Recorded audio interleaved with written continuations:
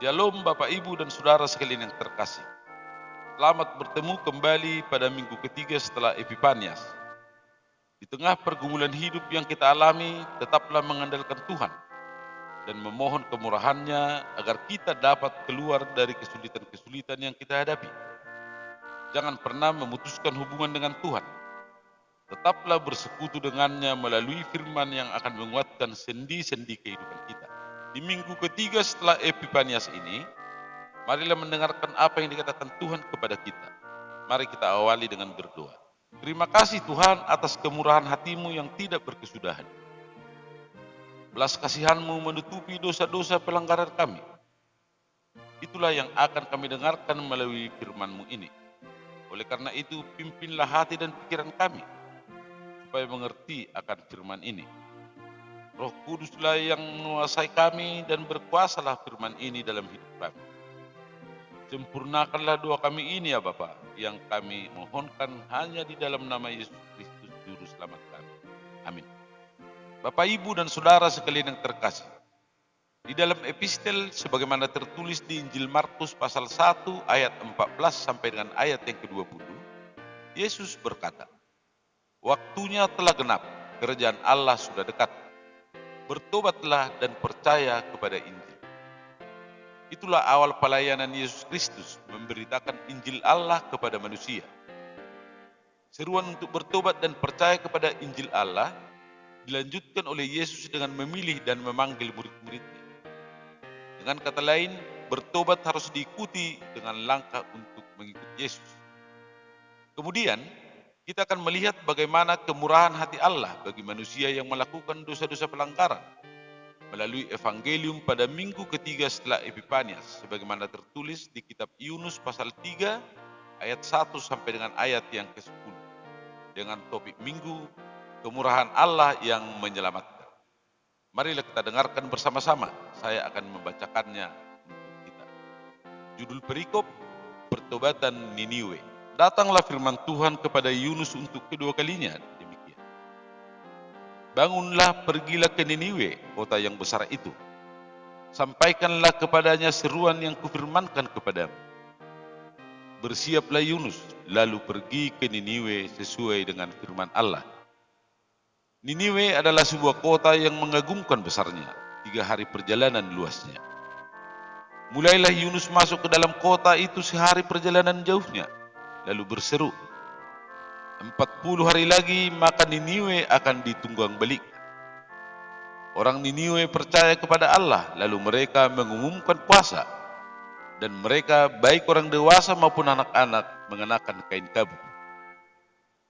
Setelah sampai kabar itu kepada raja kota Niniwe, turunlah ia dari singgasananya, ditanggalkannya jubahnya, diselubungkannya kain kabung, lalu duduklah ia di abu. Lalu atas perintah raja dan para pembesarnya, orang memaklumkan dan mengatakan di Niniwe demikian, manusia dan ternak, lembu, sapi, dan kambing domba tidak boleh makan apa-apa, tidak boleh makan rumput, dan tidak boleh minum air. Haruslah semuanya, manusia dan ternak, terselubung kain kabung dan berseru dengan keras kepada Allah, serta haruslah masing-masing berbalik dari tingkah lakunya yang jahat dan dari kekerasan yang dilakukannya. Siapa tahu mungkin Allah akan berbalik dan menyesal serta berpaling dari murkanya yang bernyala-nyala itu, sehingga kita tidak binasa. Ketika Allah melihat perbuatan mereka itu, yakni bagaimana mereka berbalik dari tingkah lakunya yang jahat, maka menyesallah Allah karena malapetaka yang telah dirancangkannya terhadap mereka, dan ia pun tidak jadi melakukannya. Demikian firman Tuhan. Bapak, Ibu, dan Saudara sekalian yang terkasih, perikop ini mengisahkan bahwa untuk kali yang kedua, Allah berfirman supaya Yunus pergi ke Niniwe untuk memberitahukan kepada seluruh penduduk kota bahwa atas kejahatan mereka, maka 40 hari lagi kota Niniwe akan ditunggang balikkan, dihancurkan dan diporak-porandakan. Marilah kita lihat apa respon dari Raja Niniwe dan seluruh penduduk atas hukuman yang akan diberlakukan kepada mereka sebagai berikut. Yang pertama, Raja dan seluruh penduduk percaya atas hukuman yang terjadi. Mereka tidak menganggapnya sebagai kabar bohong. tidak mencari-cari pembenaran diri atau melakukan pembelaan diri. Justru mereka masing-masing melakukan puasa sebagai tanda berkabung. Yang kedua, raja berkabung dan menyerukan puasa massal. Raja merespons peristiwa itu dengan positif dan turun dari singgasananya, menanggalkan jubah kebesarannya dan memakaikan kain kabung dan duduk di atas abu. Raja juga mengumumkan puasa massal bagi seluruh penduduk kota dan seluruh ternak, tidak ada yang boleh makan dan minum. Seluruh penduduk harus berselubung kain kabung dan memohon dengan segenap hati supaya Allah memberikan pengampunan. Yang ketiga, raja menyerukan pertobatan massal. Raja menyadari kejahatan mereka sehingga mendatangkan murka Allah. Oleh karena itu raja menyerukan supaya mereka bertobat, berbalik dari tingkah laku yang jahat dan meninggalkan perilaku kekerasan yang selama ini mereka lakukan. Dengan pertobatan itu, mereka berharap supaya Allah mengubah keputusannya dan mengurungkan niat untuk membinasakan mereka. Dan yang keempat, Allah menunjukkan kemurahannya kepada Niniwe dan seisi kota. Melihat respon penduduk Niniwe, di mana mereka bertobat dan berbalik dari tingkah lakunya yang jahat, maka Allah mengurungkan rencananya. Dan akhirnya Niniwe dan seisi kota tidak jadi dibinasakan. Pertobatan mereka mengundang kemurahan Allah yang menyelamatkan. Bapak, Ibu, dan saudara sekalian yang terkasih dalam nama Yesus Kristus, apa pelajaran yang dapat kita petik dari pertobatan Niniwe ini? Yang pertama, Allah memberikan kepada manusia kehendak bebas. Sejak semula Allah menciptakan manusia dengan kebebasan untuk memilih, kebebasan untuk mengambil keputusan bagi dirinya sendiri. Artinya, di dalam menjalani hidup ini, manusia diberi kemungkinan dan kebebasan untuk memilih apakah mau patuh dan taat atau tidak. Itulah kehendak bebas, tentu dengan segala risikonya. Jadi dalam arti dan batasan tertentu, keselamatan dan kecelakaan manusia itu ada di tangan manusia sendiri. Dengan kehendak bebas yang diberikan kepada manusia, maka sekaligus dituntut tanggung jawab dari manusia. Dengan kata lain, manusia harus mempertanggungjawabkan seluruh hidupnya kepada Tuhan. Itulah yang kita saksikan dalam setiap pengakuan iman kita, bahwa Tuhan akan menghakimi orang yang hidup dan yang mati tanpa kecuali. Semua akan diadili, mempertanggungjawabkan perbuatannya kepada Tuhan. Di dalam bingkai pengakuan iman itulah kita memahami bahwa setiap dosa pelanggaran yang kita lakukan akan mendatangkan murka Allah, dan Allah pasti akan menghukum kita. Yang kedua, orang Kristen jangan menjadi orang fatalis. Orang fatalis adalah orang yang pasrah kepada keadaan, dikuasai oleh keadaan sehingga oleh karenanya tidak bisa berbuat apa-apa untuk merubah keadaan. Sebaliknya, orang Kristen harus berani berkata bahwa keadaan bisa diubah. Keadaan apapun yang tampaknya sudah tidak bisa diubah, kita percaya bahwa Tuhan bisa mengubahnya. Kita bukanlah ibarat wayang yang hanya pasrah sesuai dengan keinginan sang dalang. Kita harus menolak paham seperti itu. Di dunia ini hanya Tuhan yang tidak berubah.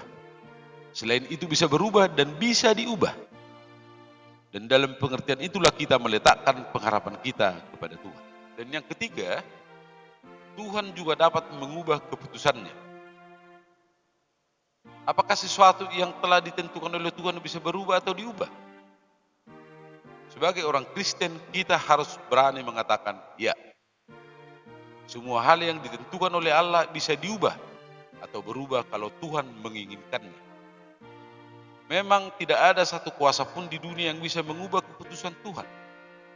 Tidak ada satu kuasa pun di dunia yang dapat menggagalkan apa yang sudah menjadi rencana dan kehendak Tuhan. Tetapi nats pembacaan kita menceritakan betapa Tuhan mengubah keputusannya. Seharusnya Niniwe akan dibongkar balik 40 hari ke depan. Tetapi Tuhan meninjau ulang keputusannya. Lantas, apakah omongan Tuhan tidak bisa dipegang? Atau apakah Tuhan pelin-pelan? Dalam hal di mana Tuhan mengubah keputusannya, maka ada dua hal yang perlu kita ingat. Yang pertama, Tuhan adalah Tuhan yang Maha Kuasa. Tuhan tidak terikat kepada keputusan yang telah dibuatnya. Dia berkuasa untuk mengubahnya. Yang kedua, Tuhan adalah Tuhan yang murah hati. Tuhan yang berbelas kasihan. Apabila kita menyesali dosa-dosa pelanggaran kita, benar-benar bertobat, meratap dan memohon pengampunan dari Tuhan, maka hati dan perasaan Tuhan akan tergetar. Memang doa dan pertobatan kita tidak dapat memaksa Tuhan untuk merubah keputusan. Tapi doa dan pertobatan kita bisa menggetarkan hati Tuhan. Dan apabila Tuhan berkehendak, maka Ia bisa mengubah apa yang telah Ia putuskan sebelumnya. Di hadapan Tuhan, pertobatan dan doa-doa kita sungguh-sungguh mempunyai arti. Bapak, Ibu, dan Saudara sekalian yang terkasih dalam nama Yesus Kristus. Di dalam epistel sebagaimana tertulis di Injil Markus pasal 1 ayat yang ke-15, Yesus Kristus berkata, "Waktunya telah genap, kerajaan Allah sudah dekat. Bertobatlah dan percayalah kepada Injil." Ketahuilah bahwa pada saat ini kerajaan Allah sudah ada di tengah-tengah kita. Kristus memanggil kita untuk meninggalkan jalan kita yang salah dan berbalik untuk mengikut Dia. Harus kita ingat bahwa bertobat bukan supaya kerajaan Allah datang, tetapi karena kerajaan Allah sedang datang dan sudah dekat. Selamat beribadah pada minggu yang ketiga setelah Epifanias. Terpujilah Tuhan. Amin.